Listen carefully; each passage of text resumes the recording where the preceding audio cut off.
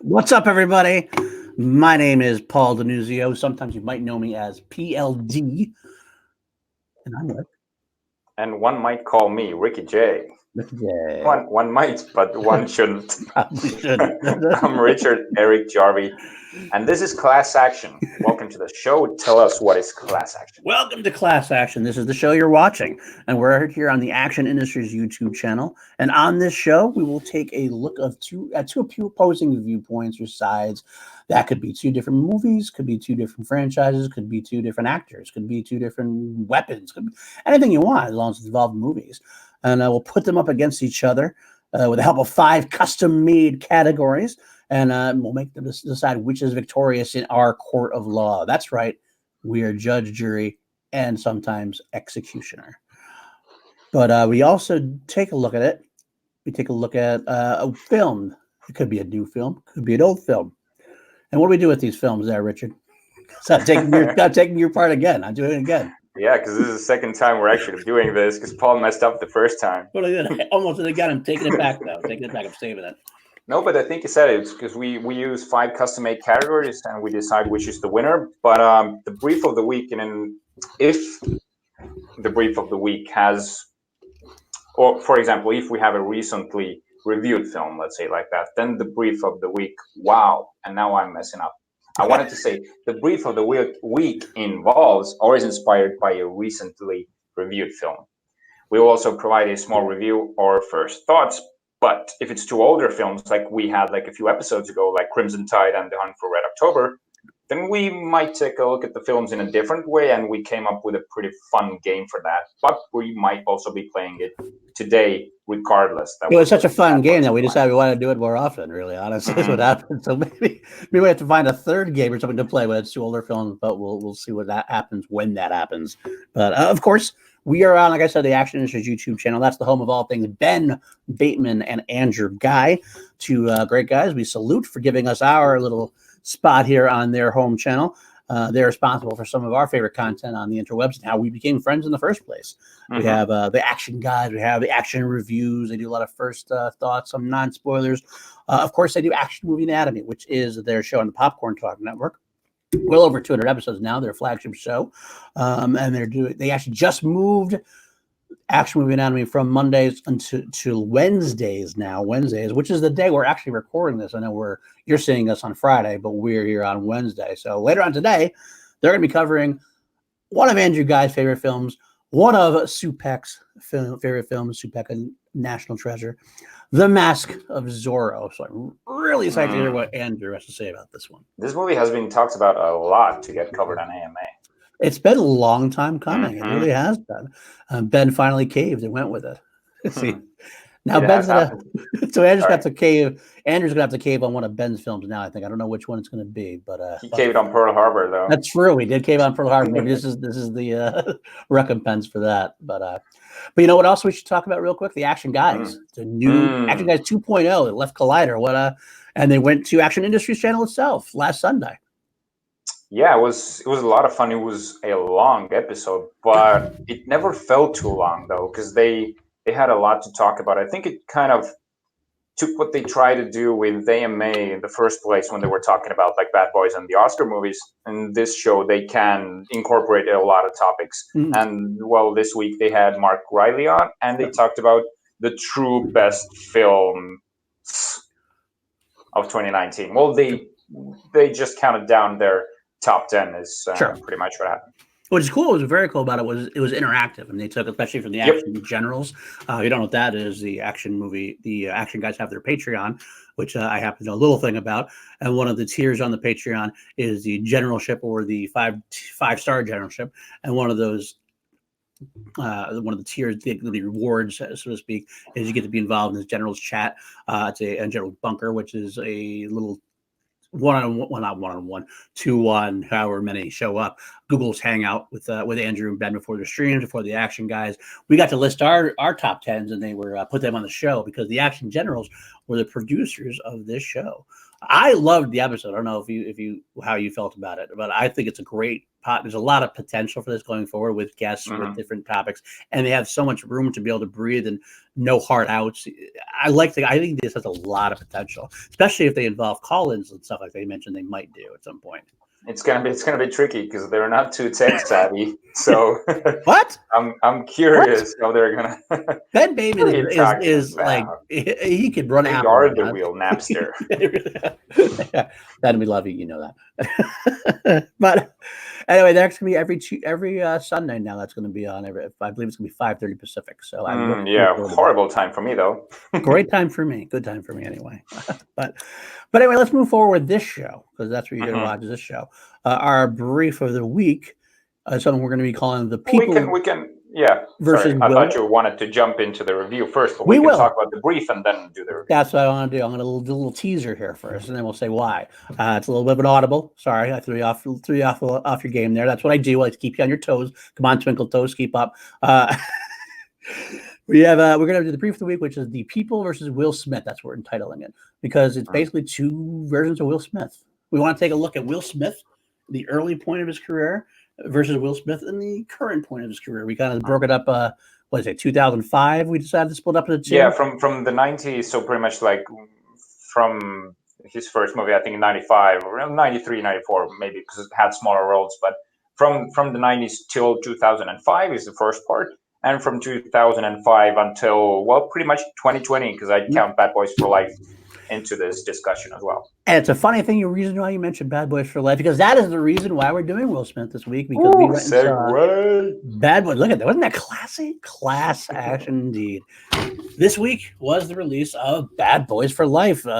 It's kind of funny. We've had 3 films in this franchise, and they almost take 10 years apart each time. It was like 95 to 2003, I want to say. This time it was 17. And it was like 17 years more. They're taking like more and more time, although from what I'm hearing, they're already greenlighting a Bad Boys 4. So we might be moving a little quicker this time. And of course, at the end of we did have a little bit of a tease in the credits. Spoilers, we will be discussing spoilers. Yeah, we will.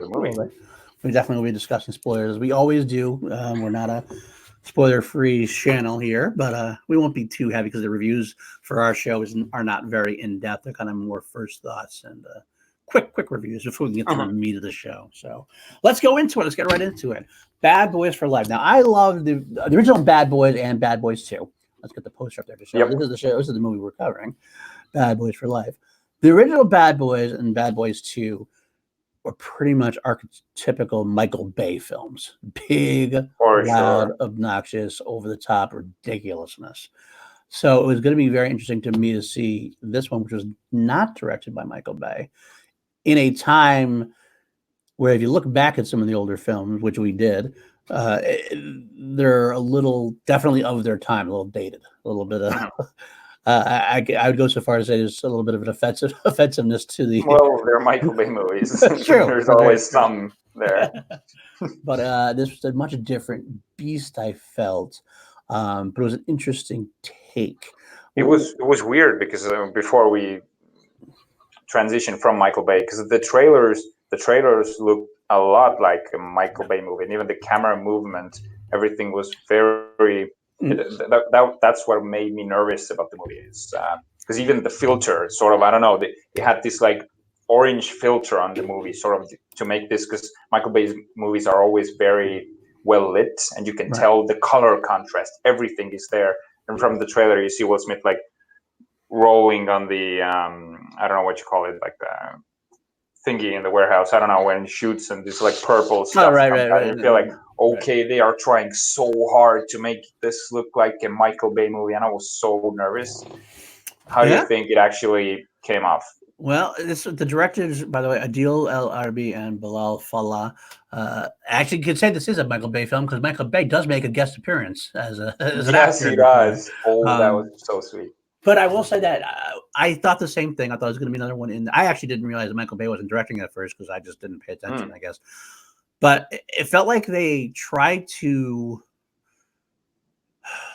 make it a Michael Bay film, but they tried to make it a better not a better film, but more of a. I know what you mean. But more of a Yeah. film instead of a Michael Bay film. But they didn't want to lose sensibility entirely. They wanted to keep the continuity of the feel.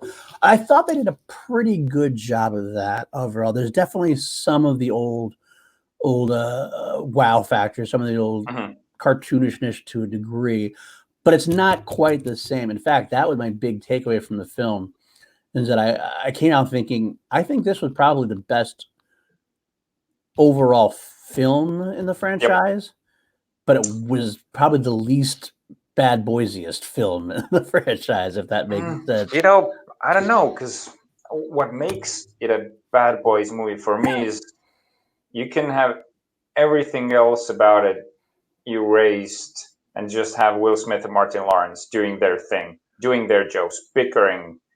So I feel like that was there. You felt like there was definitely not 17 years in between the movies. You felt like they were right where they left off. Of course, they were older, but everything, all the chemistry was definitely still there. Yeah, there was no missing. They didn't miss a beat. I'll give them that. Will Smith and Martin Lawrence together did not miss a beat. They were still as funny as hell. They were as energetic as hell, despite them being 17 years older.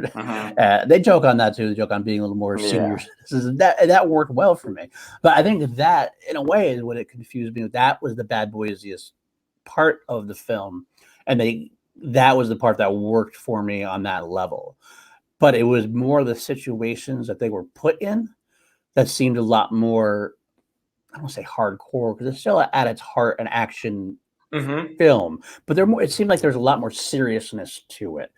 Like Bad Boys and Bad Boys 2 are almost like music videos, action-packed music videos. This tried to at least humanize them a little bit more, give them a little bit more depth. And I wasn't sure how I felt about it, to be honest with you, because like I kind of walked out a little bit like, I don't know, because I enjoyed what they tried to do, but I don't know if I wanted that out of a Bad Boys movie. So it's weird. The fact that they made it a better movie is the fact why you like it less than the other ones. I think that's what I'm trying to say. And I know it doesn't sound like it makes sense, but like, I guess what I want from a Bad Boys film is different than what I want from a normal act. Like if this was a different, maybe Will Smith and somebody else in just a different kind of buddy cop movie, I would have been like, oh, this is kind of cool. I like to see what they're doing with it. The script was decent script. They had some decent characterizations. I think the bad guy, the villain there, and again, spoilers again, but Will Smith's son was actually a much better villain than the Bad Boys franchise deserves. He was not the villain, though. The Bruja was the villain. Well, the Bruja was the villain, yeah. But I mean, the antagonist that they had a fight for the most part, except for at the end, was mostly his assassin and taking out people. So it seemed like it was much more of a great action film. But I wanted the ridiculousness. I wanted the over the top. Here's what I get out of it. I think of Bad Boys, the originals. I think of like the Reggie scene from Bad Boys 2. One of my favorite scenes from the whole franchise. Did you see Reggie though? I did, but that's actually my point. I'm going to bring up the Reggie scene. The Reggie scene. The Reggie scene in this film seems a little more restrained, a little more. I don't want to say it wasn't tired. I wouldn't say tired is not the right word, but it was a little more low key. Wasn't quite as amped up, and maybe it's because they're older, I guess, in a way. But it served as the difference between the two films for me. Whereas this was more of a serious take. It's going to get a little bit of a wink, nod to the films of the before. But it wasn't as ridiculous as I wanted it. Similarly, the one character I want to say who I thought did do a great job at maintaining that same zaniness was Joe Pantoliano. Right. Well, he's solid. Love Joey Pants. I love him in everything he's in. But he seemed like he was exactly just out of the films too. Even his scenes were just out of like the original Bad Boys until they kill him off. Not a fan of that choice. I was not a fan of that choice at all, especially because they elevate the love interest at a lieutenant at the end, which was fine, and she was a fine character, but that's not the chemistry I want from that kind of. I mean, I guess it's a cliche, it is, but damn it, he does such a good job as that cliche.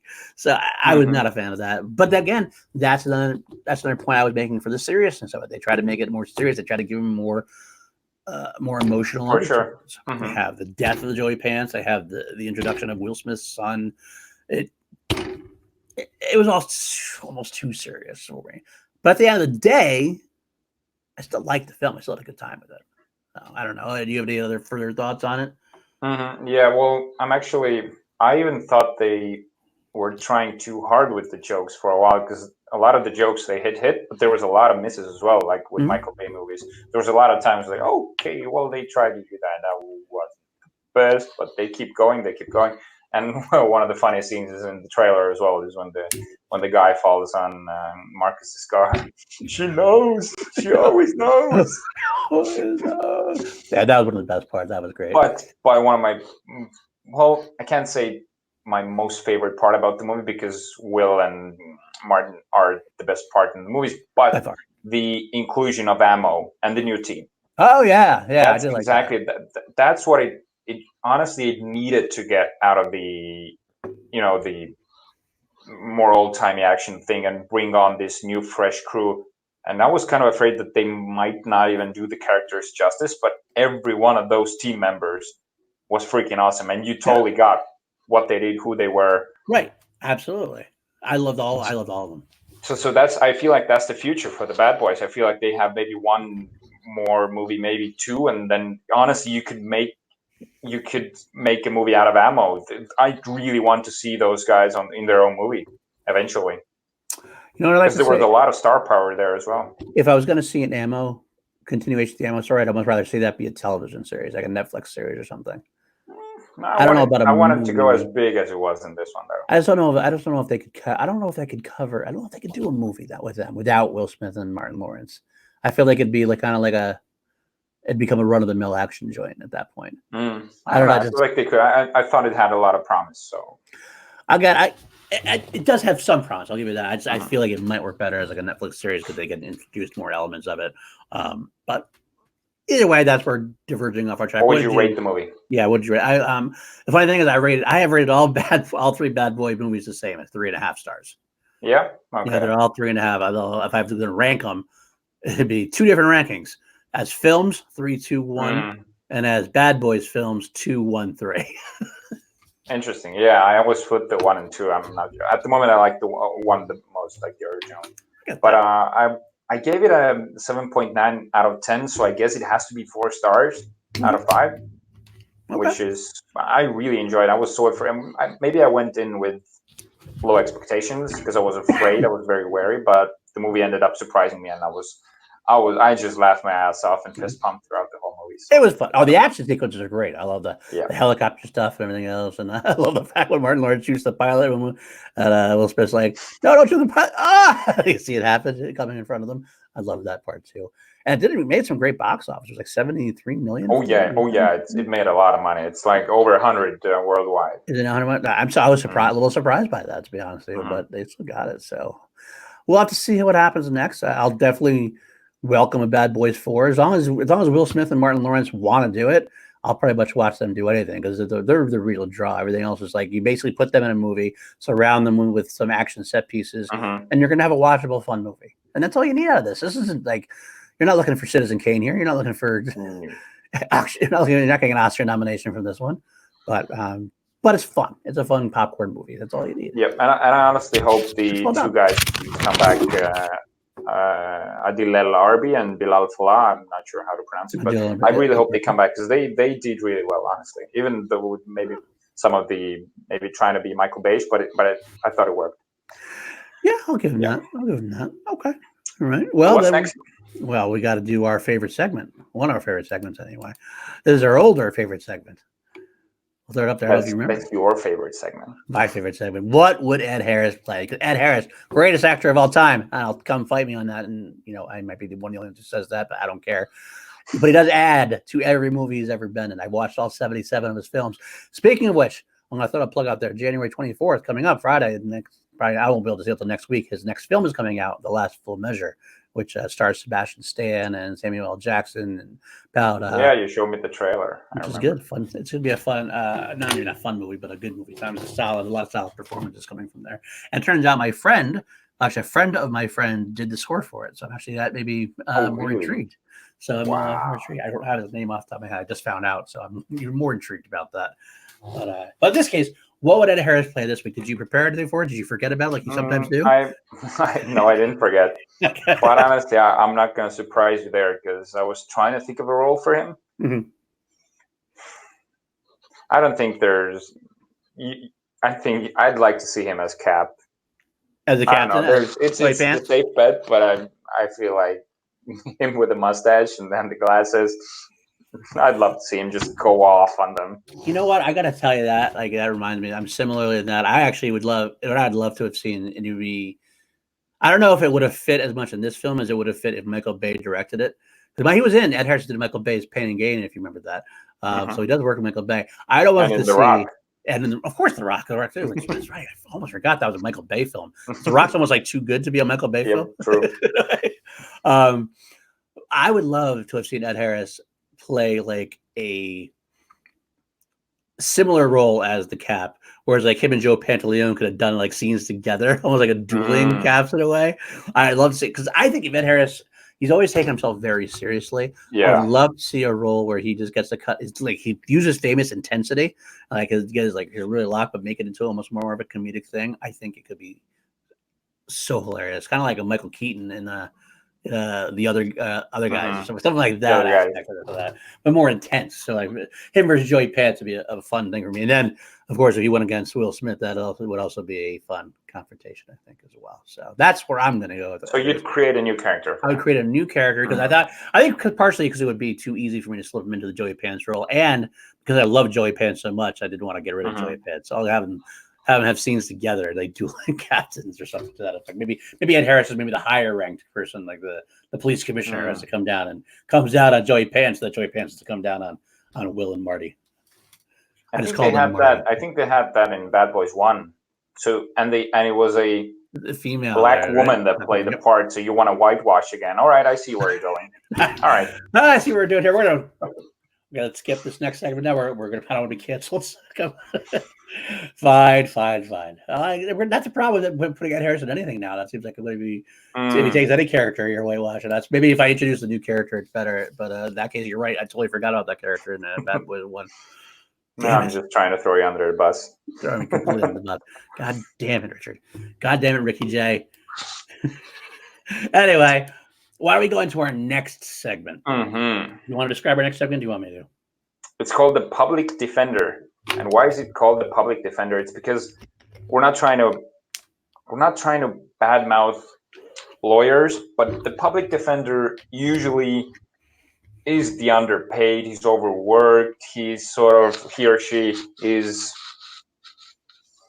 let's say, underprepared and sort of gets thrown into the situation and has to think of something on the spot. So her opinions could be considered questionable, not exactly 100%. So public defender uses that off the cuff approach. So in this case, one of us, Paul, has prepared a top 5 list. Our top 6, I think, is good. We're going to go. We changed it to top 6 because we figured at one point we had this idea where I was going to come in and give a list to Ricky J over there, and then next week Ricky J would give me a list. I kind of like the idea. We kind of did a couple together where we have a little bit of back and forth. First of all, gives us a little bit of time to come up with something. Honestly, it's a little fun to see us both grasping for straws and everything else.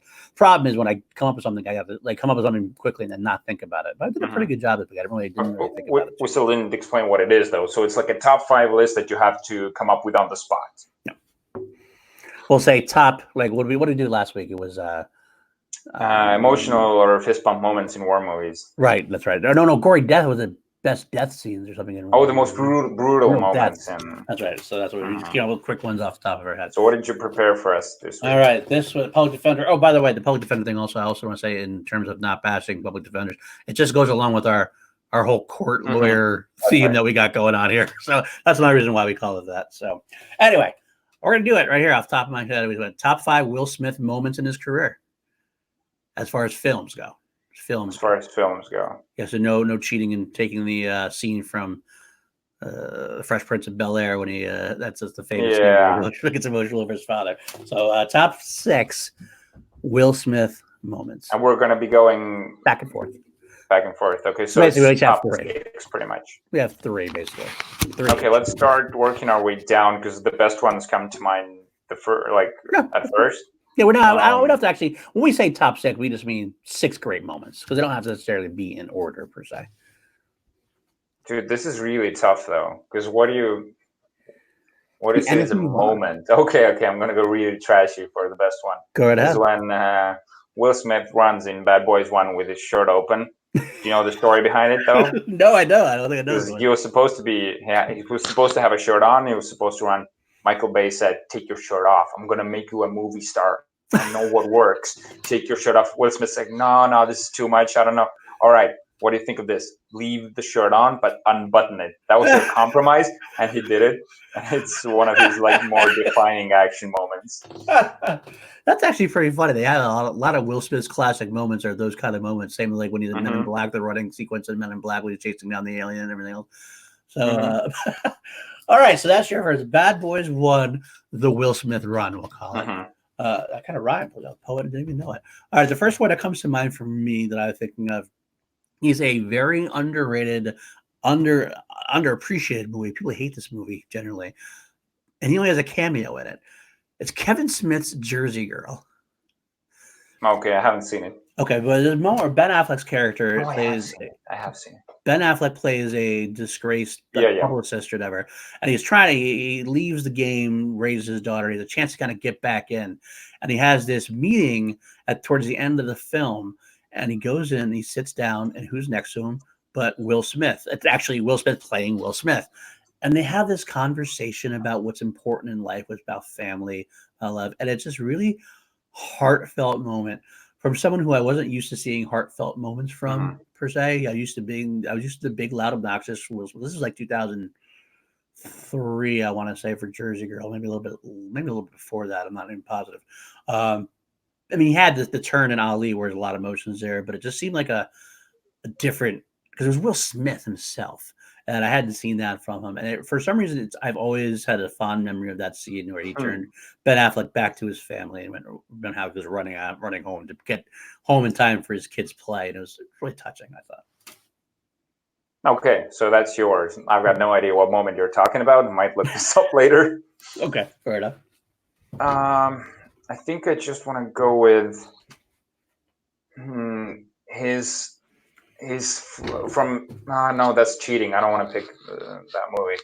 All right, what is one of his? Okay, I know I gotta go because this is in 7 Pounds when he calls Woody Harrelson's character and he's trying to he's trying to rattle him, sort of be a dick to him and sort of see if he's a good person, and he's a good person himself, but he needs to see if Woody Harrelson's character would get mad at him if he's like a total dick to him. Right. And I love the way he's acting in that moment. So I think the second one, in contrast to the first one where he's running with his shirt open, this is a good counterbalance for that. Fair enough. Okay, I'm going to pull it now. I'm glad you didn't say it because one of the rules I want to establish for the segment is that we can't pick the same one, obviously. So we have to have it. So I'm going to pull it. The Reggie scene from Bad Boys 2. Okay. I know it's him and Martin Lawrence together, but goddamn, that's a funny sequence because that was all improvised. That's what I heard. It was all improvised, not part of the script, which is why it was probably the best part of the script, of the actual dialogue of the movie.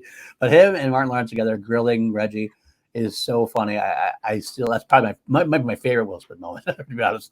You ever made love to a man? No. You want to? No. I ain't going back. I ain't going. Trying to think of another one. Okay. No. All right. Just this fun line. I don't even remember which Men in Black movie is it. It's like old and busted, like young hotness or new hotness. I don't know what the line is. I know what you mean. I think it's the first one, I think, actually. But yeah, yeah, I do remember what you were talking about. Okay, I'll go with that. Because I'm panicked. I can't come up with another. That's a poor defense, my friend. Poor defense. You're probably gonna go to jail. Okay, I got one more that I got to do. Then I will go with. It was a dramatic moment that I don't know if it was the situation, but it was definitely his role in the situation, which was an I Am Legend. When the damn dog, it, that's a good one. You don't know what he's talking about. You don't. I don't have to finish it. When the dog turns and he has to kill his dog, and it's so heart wrenching as he just does it. It's a little off screen. It's probably my most favorite moment of all. Honestly, now that I think of it, it's a phenomenal moment. I love that. Yeah. So that's my third. So. You cheated, didn't you? I did not. I didn't at all. I actually didn't even come up with that one Good. until you were coming up with your last one. So,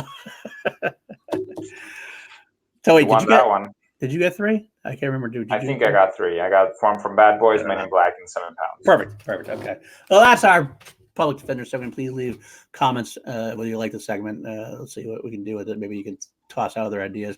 Maybe one of the days we'll let the audience decide at some point. Maybe let them email us or something, or say something at some point. But otherwise, let's move on to our class action brief of the week. And as you saw the original poster we had, it is the young versus the Will Smith the younger versus Will Smith the elder, we'll say. And JP, thank you for that thumbnail. JP does all of our thumbnails now. I'm so happy at that. So let's go over our categories that we chose. Categories. It was tough to think of categories if you're thinking about an actor and his two eras. Right. We tried to do something similar to this when the first time we did a person versus himself. We did Brad Pitt. I don't think that actually was. I don't think that was an era. We did producer versus actor.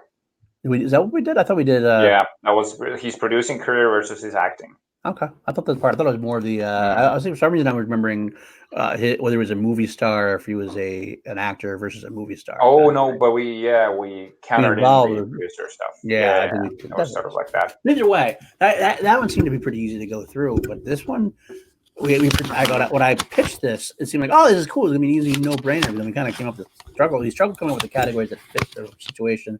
But I think we came up with some pretty decent. So why don't I'll list them and then we'll just go from there. Sure. We're each gonna take probably our most memorable movie from each side. So that's category one. Category one. Each movie from each side, and we'll take we're not reviewing, and we're just gonna take a look at brief look at the performances in there, and we'll see which one's better for ourselves. We have category two, which is my favorite named category from Ricky J over here. Better Big Willie energy. Want to describe that one? Pretty much big. What is Big Willie energy, you ask? Well, I think Independence Day and Bad Boys are the best examples of what he was like in the 90s and how his shtick was very much rooted in that time. We are going to be comparing how he was in the 90s and how he is now in the modern day cinema. How he has evolved, maybe, or not evolved. How those two qualities of his have changed or have not changed. Which era do you like him better? Right. I like that. Okay. We also have the better draw fame. We took the box office receipts. We have some factual knowledge on that, which is more important to his career. Is he more famous now than he was then? Is his box office bigger then or now? We'll look at that. Also, we have category four. I took a look at his music career versus his producing career. Because back in the early 90s, he was definitely the Fresh Prince. Wild Wild West, he was singing all his theme songs. And Men in Black. Men in Black. But later on, he stopped really doing that, but he got heavily more involved in production side, or at least the higher sides of films, including like helping his son, getting like the Karate Kid reboot off the ground, things like that, and putting his son in films, trying to like be more controlling of his destiny, so to speak. But not just his family, just maybe be more in controlling in his own movies as well. His destiny, right? His own destiny in a way, which makes sense to me. So which one has more of an influence on his careers and stuff? So that's a really cool one. And finally, just quality performance. He has had some Oscar nominations. Had 2 Oscar nominations. And we'll go over some of those and see what era has a better quality performance. That's right. So without further ado, let's just go right into it. Want to go with the category one is best movie from the first half. Is it best movie from the second half? Or maybe not best. Best is subjective. Yeah, something that's your favorite, maybe, or at least you feel is most highlighted from his era. And for me, I grew up on Bad Boys 1 in 95. That's from his earlier career. And the other one I have is 7 pounds. 7 pounds. Yeah. That actually might be the book poster, you think, huh? It might be. That's what you get when you ask me to pull posters. I pull these really weird alternative posters. He loves the alternative posters. I gotta tell you, I never did this before, but he did that to me a couple of times when we were doing Battle Royale on actually the Patreon stuff where he'd just pin all these movies against each other. He'd always pick the most weird alternative Obscure posters. Yeah. And I look at it and go, "What the fuck is? I've never seen that one before." But I What the gotta tell fuck you, is he sending me? But I gotta tell you, like I do that now myself because I love looking for these things. I like looking for the different alternative posters. They're fun. They're fun to look at. They're instead of seeing the same old, same old. So that's what. Okay. So anyway, you did Bad Boys from the early era, and so I chose to go with Independence Day, the original, not the piece of crap sequel. I'm sorry, I shouldn't say that, but not the sequel that was not quite as good. You can say it's a piece I of can crap. say piece of crap sequel. Yeah. And the other side of it, The Pursuit of Happiness, which is well, wait, but Will Smith isn't even in the sequel, so that's true. That's right. So I didn't even need to qualify that. And maybe that's why it was such a piece of crap. Maybe that didn't know. But we'll see. So okay, I'll take the first, I guess, since I'm already here. I'll say Independence Day. Now let's go over that. That is the almost archetypical 1990s Big Willie energy type, which we're going to go into later on. But he made the film. Now, this is a film that, as I watched for Action Movie Anatomy, I hadn't watched it in a long time. I watched it more critically, and Ben and Drew were right in that this is not aged nearly as well as some other films have. It's not a great film, but I will say that it is still good for two reasons. There's two things about it that are really good. The obvious is the Bill Pullman speech. Oh, yes. But Will Smith still remains great to me. Yeah. Now, they have said, Ben and Drew have also said this, that in the 90s, especially Michael Bay, there's definitely some more problems racially as far as how they have black African-American roles. They tend to be more one note, loud, obnoxious, very much what Will Smith does. And they're not wrong. They're not wrong. I do see it through nostalgia eyes myself. I was a young teenager during that time, and I didn't notice anything wrong at the time. When I look back, I see it, but it's hard for me to judge it as much because I lived through it, and they were always pretty funny at the time. I mean, I know you can't kind of get away with that nowadays as much and for good reason. But he was great in Independence Day. He had this energy that really kept the movie going. Like no matter what was going on in the film, his role from the air fight in the beginning, where he takes the alien in tow and drags him to the base, all the way to the end where he's with Jeff Goldblum, smoking the cigar, doing the most ridiculous thing in the world by producing a computer virus for a completely different computer system from a different galaxy. Makes no sense at all, but Will Smith pulls it off because you believe in him, you want him to win. He has the heart. He's the heart of the film. And when Bill Pullman talks about the wanting your Independence Day, Will Smith is the everyman you want to see win. And so you're picking Independence Day over Pursuit of Happiness. No, I haven't talked about Pursuit of Happiness. I want to get into Pursuit of Happiness now. Pursuit of Happiness is the other side where you have a much calmer Will Smith. But you see how intense Will Smith is without being the rowdy, one-note, obnoxious Will Smith. It's very much a more low-key performance. It's much more grounded in humanity. And that's why I'm actually going to give it to Pursuit of Happiness. That scene at the end where, I don't know, if you don't know the film, it's about a man who's trying. He's basically a single father. And he has no money, and he has an internship. He's struggling so hard. They're living in shelters, they're living in little hotels, they're living at one point in a subway bathroom for the night. And that's a terrifying scene in of itself. It's so harrowing, it's so touching, it's so saddening to watch. You're talking about the final scene. The final scene, though, is the one that I really like, when he gets at the end and he finally finds out he got the job. He's going to be able to save his life, to save his career, and save his son, grow his son. And the moment on his face, it's so heartbreaking and positive, in a positive way, with tears flowing. It's such a great performance. I'm so glad he got a nom for that. It was well deserved. And that's why, despite the energy and the nostalgia of Independence Day, I'm going to give this to Pursuit of Happiness. So I love Pursuit of Happiness for that reason. So the first one goes to his later career. Will Smith the Elder. New age Smith. Yes, exactly. So that's Yeah, because our movies are very much alike. Bad Boys versus 7 Pounds for me. Very 7 Pounds is a weird movie that people either love or hate. I saw it, it's like 7.8 on IMDb, but it's like 37 on Metascore, which is so weird. People like love and hate it. Wow. I love 7 Pounds. I think it's his best performance. And I talked about it briefly. I cheated a bit. I used the moment where he's calling Woody Harrelson, but also at the very end when he's spoilers for 7 Pounds, when he's pretty much sacrificing himself for other people to get his organs because he has in a road accident he killed his family and another family, I think. So he's trying to make good, which is super fucked up story if you think about it, and it's tough to watch at times, but it's really endearing. But I'm going the same way you did. I want to say Bad Boys because he's got this bravado and machismo and everything about him is perfect, but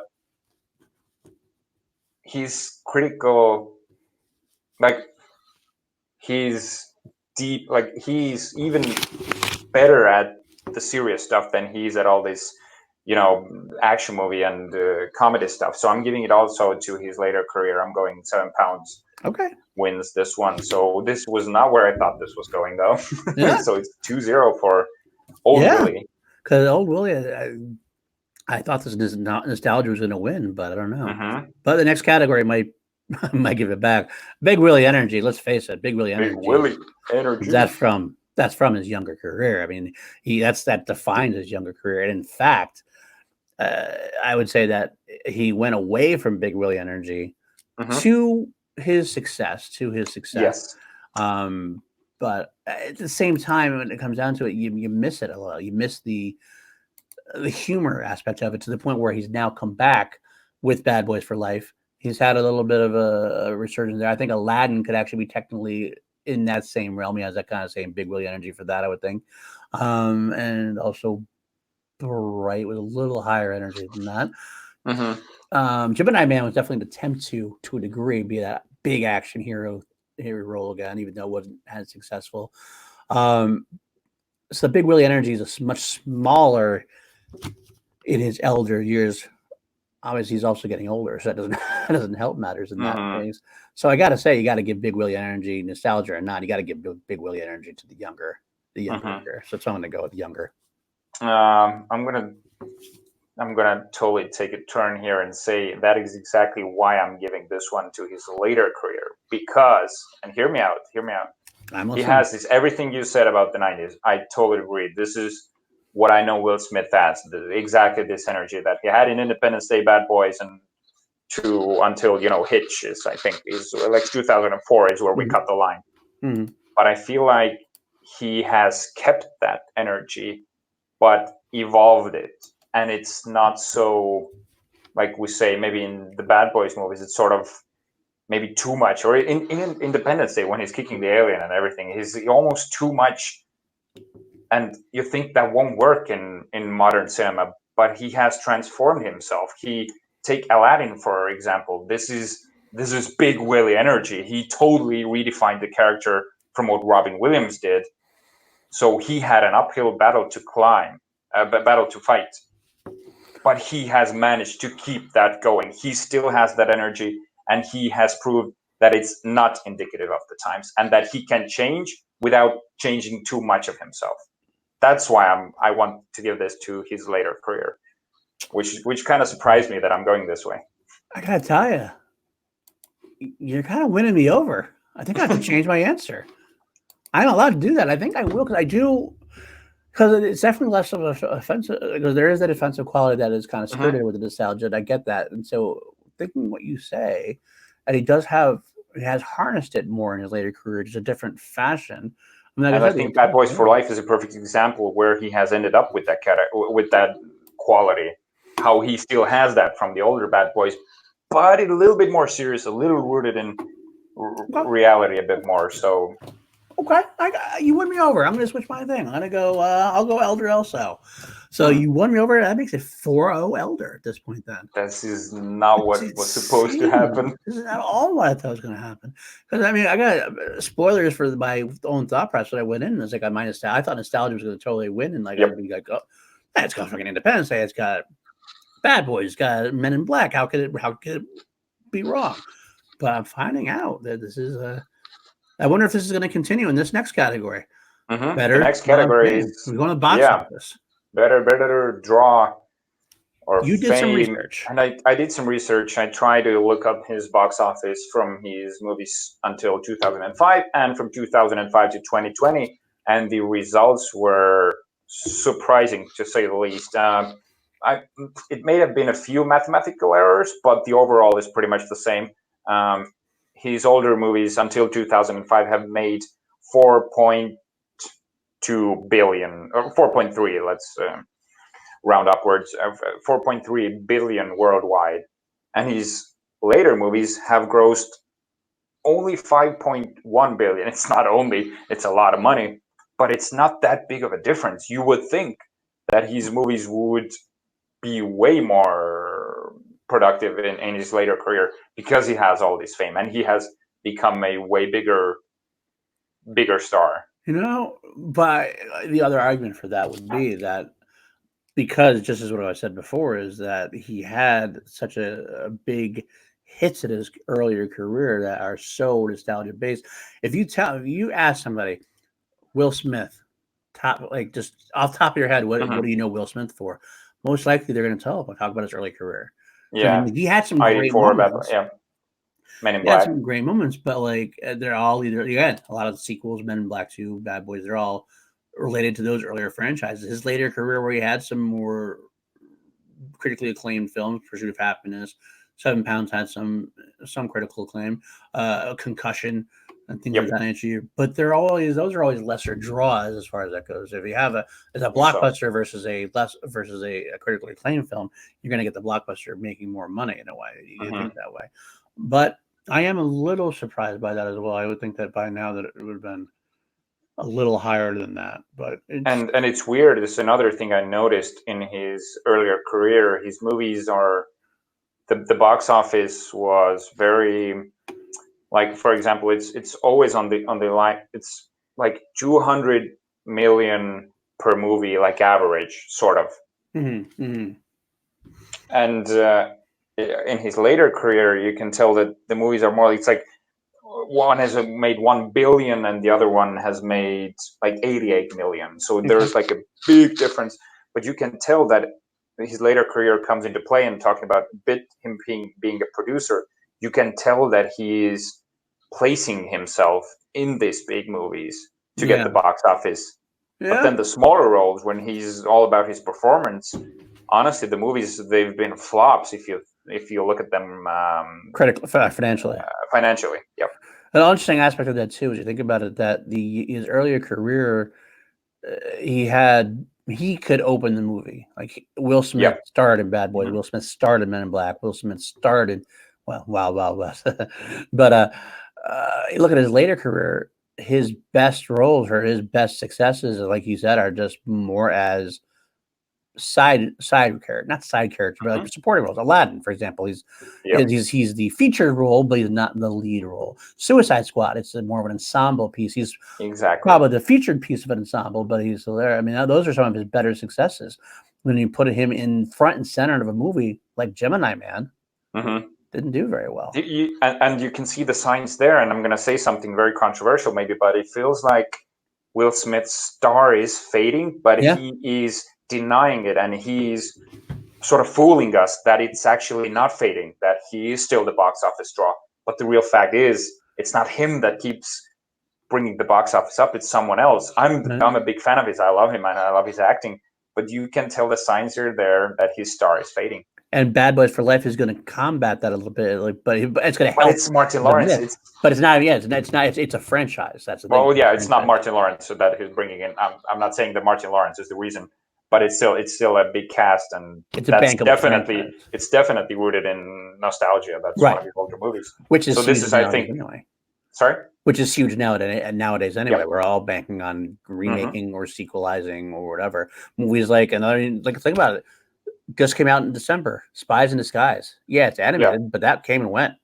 Well, I know nothing about it. I know it's in the movies in Estonia right now. No buzz, zero. Will Smith and Tom Holland, attached to that as well.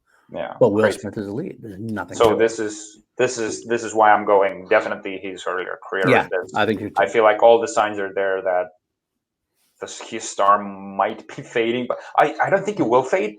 But it would fade if he wasn't that big of a producer, which is a Right. perfect segue into our next category, which is his music career from his earlier era versus his producing career. Right. And that's what we got here. We got the music career, which as the beginning, even before the era we started looking at, he was obviously first as the Fresh Prince, DJ Jazzy Jeff and the Fresh Prince, which led to his TV show, but also led to him being this crossover success. He was one of the, I can't say one of the first, but one of the biggest of his time, especially artists who had music and could act and perform. And he made that crossover work even better by adding that Wild Wild West theme song, the Men in Black theme song. He was someone you could act in a movie and do the theme song of it. So it was a great cross promotional for him. It led to him getting roles, I think, and it led to him getting powerful position in Hollywood where you knew what you were going to get out of Will Smith. You're not only going to get a movie that's going to succeed, you're going to get a soundtrack that's going to succeed. And so get him, I think I gave him a lot of opportunity. But then you counter that with as far as influence his career goes, I still feel like he was a mercenary. He's a mercenary back in the day. He didn't have as much. He had some control because of his power, but he has much more control now. For sure. I mean, hell, he's got his. He said he's helping his son with Karate Kid. He puts his son in After Earth with him. It was in Pursuit of Happiness as well. Pursuit of Happiness as well. He gets to produce a lot more, and he gets to choose roles that he wants to choose. He can develop things like Concussion, help be in a dramatic role like Concussion. He helps get to be a producer on Bad Boys for Life now. He produces Annie. He produced Annie that he wasn't even involved with. Also, like I said, the Karate Kid. Also, he also did Secret Life of Bees, Lakeview Terrace. A lot of movies he just got more involvement with. And I think that's allowed him to shape the career he wants. He can choose to do a film like Concussion, even though it might not work out for him financially. But he can go ahead and I'll just let myself in Suicide Squad next.